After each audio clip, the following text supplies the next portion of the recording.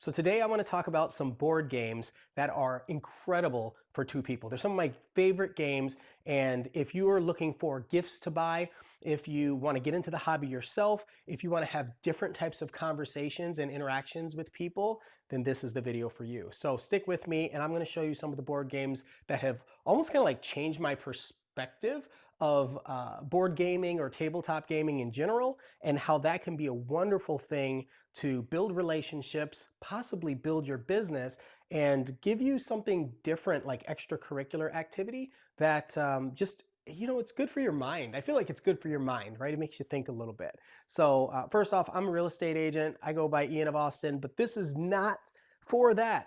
Today I'm talking about board games. I like hosting board game events with other real estate agents or friends or potential clients because it puts us in a situation where we're having conversations that you wouldn't normally have if you're at a happy hour. I really don't like happy hours. I don't even drink, and so happy hours are weird to me. But you don't go watch movies or TV shows with your potential clients. Like friendships are unique, right? And so board games allow you to cross that threshold and build relationships like in a very real way. And so you get to learn how people think and how they work with you. So I love that. So I'm going to start showing you some games here.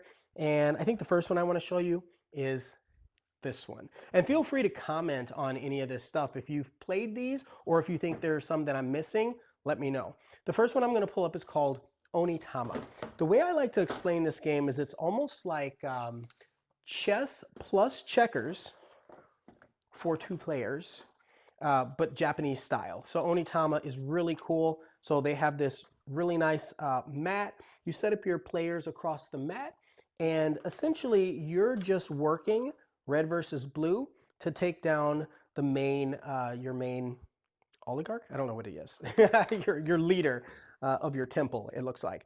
And so what makes this fun is that you have these cards, and the cards are outlined with animals, almost like, this is Japanese, not Chinese, but animals almost like in the Chinese martial arts, where you have otters, you have mantis, you have horse, you have ox, you have all these things. And what it does is it changes the shape as you're playing. So I might start off and my turn is going to be based on what I see on this card, and those are the only directions I can move. And so that's rotating constantly, which means every time you play, there's a different type of strategy. It's not just like chess or checkers where there's only one type of move you can make per piece. This one, the move changes based on what card you've drawn. So it's really cool. I love this game a whole lot. I feel like it belongs in just about every collection. That one's called Onitama. So that's my first one. This one here, if you're a fan of card games, this one can scratch that itch. The thing is, I'm not traditionally a fan of card games, but this is one of those that you can pull out, play really fast, and it's not called Flip 7, which is a wonderful game. I play that one all the time. This one is called Tacta. Now, what makes this one cool is it is a two-player game, but you can play up to 6 players. And so let me explain how it works. You open this up and you have a starter card, and then you have these cards with dots on them. And essentially, you're trying to place the cards back and forth with the different players where you are covering your opponent's dots, but trying to leave yours exposed. And so I'm going to give you an example. So you line up the shapes.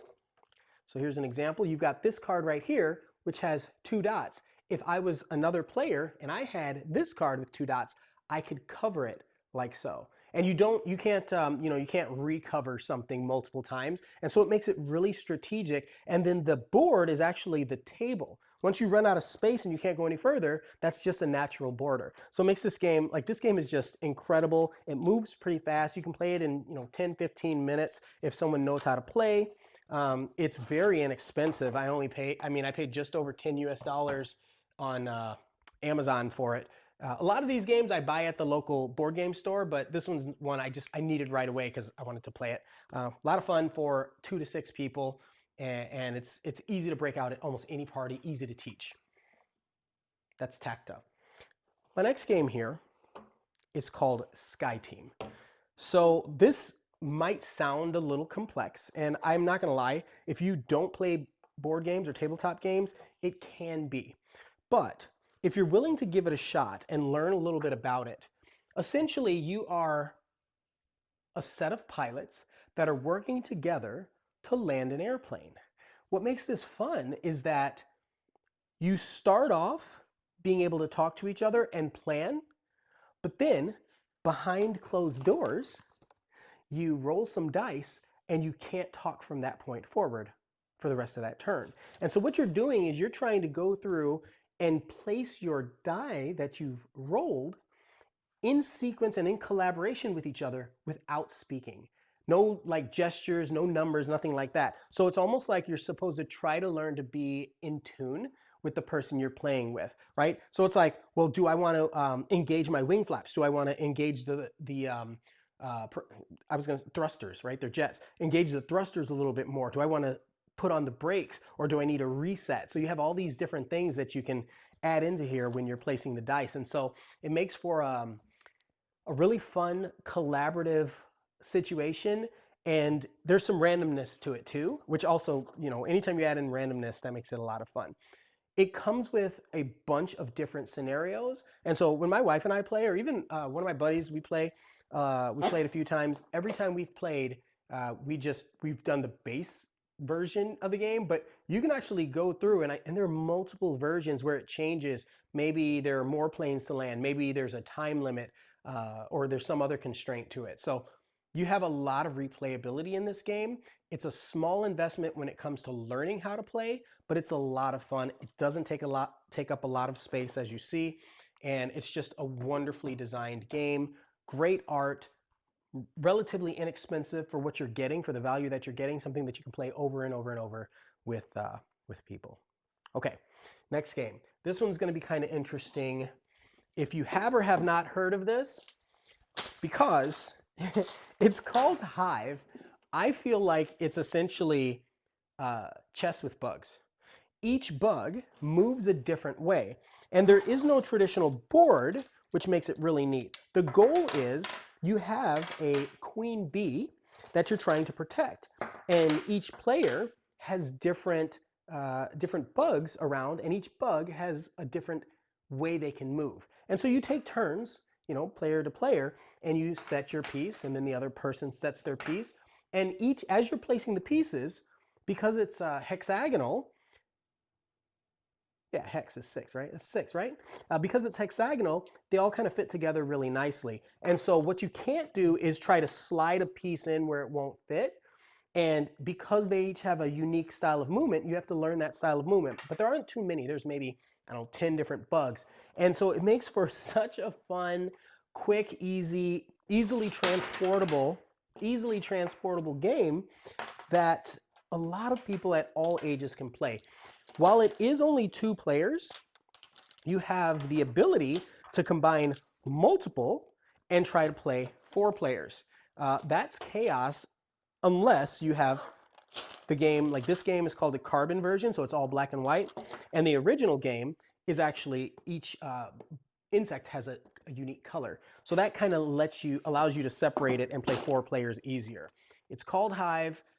If you haven't played this is absolutely something you should at least play, but it's not for everybody. Like I said, if you like chess or checkers or like backgammon or something that's really kind of straightforward, simple, but can have some deep strategy, Hive is the perfect game for that. Next game. Okay, this one is called Star Wars: The Deck Builder. For people that don't know what deck building games are, think of it like I'm gonna get blasted in the comments for this. Think of it like a Dungeons and Dragons, or maybe that's a terrible example. That could be Arkham Horror, if you've heard of that. Basically, you have a lot of cards, and you're trying to build up your side of the Force, because it's a Star Wars game, with more and more powerful cards. And so what happens in this game is, as I get it open, you each have planets that you're trying to protect, and each planet has an amount of health, okay? And so as you're setting that up, you've got the Rebels and the Alliance. The planets have an amount of health, which look like so. And then you have these cards. that you're acquiring and you're playing. And then there's a set of cards that are in the middle. And so your goal is you can either attack the card in one of the cards in the middle, you can buy one of the cards in the middle, or you can attack the person's planet on the other side. Now that person might just have an exposed planet, or they might have some kind of ship that's protecting the planet, or some kind of warrior that's protecting the planet. And so that's what you're working with. And there's different numbers on the cards that indicate what the costs are to buy, what the attack is, those sorts of things. But it makes for a very, very fun game. You've got these little resource cubes that you can put in here to note, like, okay, let's say this, lost it. Let's say this planet has 14 health. I'll probably go where the 14 is, has 14 health, then you can put it there. And so it lets you move it around every time you get hit and puts it. So like the cubes, it's a fun little way to keep track of resource management. That's something I 3D printed. If you want to know the link to that, let me know and I'll share it with you. It's I love when people share some of their 3D printed files at no cost, and they just let us use them as long as, you know, we're not trying to resell or anything like that. So I will gladly pay homage to the original artist and share that 3D printed link with you if you ask for it. Okay, next game. This one's called Santorini. And listen, if you like this kind of content, like I said, I'm not traditionally a board game reviewer or a tabletop reviewer, but I like doing this and I like playing games, and I'm not going to say I'm an authority. I'm not even going to say I'm any good, really, but I enjoy it. And so if I can give that, because I have the time to do, if I can give that to people and help them get into the hobby, that's just really cool. So if that's your thing and you appreciate this, I would love it if you would subscribe to this channel. I think it helps more than people realize. You just click the little subscribe button and then click the bell to notify you of any new videos that I make. So, all right, this game is super interesting. My wife hates it, but I really like it. It's called Santorini. So it's another chess style game. You know, I really think I'm starting to think that I really like those kind of games. Maybe, I don't know. It's like a chess style game where you have this, I'm going to call it an aisle as I'm pulling it up. I don't have any cool 3D prints for this. So you have this aisle where you are placing your little meeples, or your chess pieces, if you will, right? So they look like little people. So you get two each. And then you have these building pieces. And so they're modular. So there's 3 pieces to each building. And so essentially what you're doing is you have the access to place a building or to move a person. And so the idea is that you can move on a building, around a building. You can't attack each other directly, but whoever gets to place to the top of the building first gets to cap it and can win. Oh, no. Cap it is to prevent the other player. Sorry. So you get to jump up and move on top and stack the buildings. And so it's almost like this 3-dimensional chess, but you have one, it's not an attack, it's a block. And if someone has, let's say you're trying to get to 3 stories, your opponent might get to the 3rd story, and then you cap it because you're right next to it, and then they can't win the game. So it's this really cool 3-dimensional. It's almost like checkers. It's almost like checkers until you throw in special deity powers, because this is like Greek gods, right? So some of the powers that you get are paired. So like Dionysus is the god of wine, and because he is the god of wine, he gets a special move type, right? So each worker, which are these people that you control, every time each worker completes a new tower, they get an additional turn. Like, that's a great example of a power that's specific only to them. And so when you start the game, you randomly choose 2 different god powers.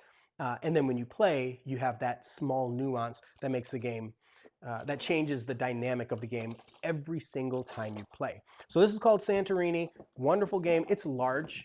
I mean, the box is large. Playing it doesn't take up too much table space, but the box is large. That's something I feel like they could have worked on. But the game is a lot of fun, very easy to teach, very simple, and well worth your time to learn how to play it, or to try to play it. Okay, I have one more game. But like I said before, if you have something that you think makes sense to add to this list, please do. I didn't put stuff like Flip 7 in here. There are a couple other 2-player games where I was like, I don't know that those fit. But this one does fit, and let me explain why. This one is called Everdell Duo. Okay, yes. Almost everybody who's been into tabletop gaming or board games has heard of Everdell in the last few years. It's not a sport, it took the hobby by storm, the world, the culture by storm, because it has beautiful art. It has complexity, but somehow is still easy to play. And um, there's so many different strategies because of the level of complexity that you might like the fact that it's a worker placement game. You place a worker, you get to do a thing, you get to grab resources, but also you have card management or tableau management where each card that you play is starting to build a system and a city, and based on that, that helps you decide what the next card is that you're going to play, right? So you're not actually actively playing directly against each other in the form of attack like Star Wars The Duel, but you are building something so that you get to collect more resources and can gain more points than the opponent across from you. But what they do matters to what you do. That's what makes this so good. Now, the original game, you had to set it up. It had this big tree. I've got it back here. Like, it's a cool game. It has a lot of pieces. This one is the 2-player variant. I'm going to tell you what.